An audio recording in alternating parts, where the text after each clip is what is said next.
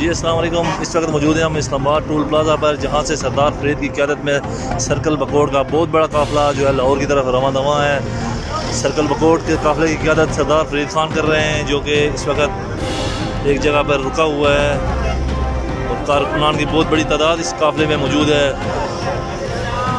जो कि लाहौर की तरफ रवाना दवा है। मियां मोहम्मद नवाज शरीफ की वतन वापसी के हवाले से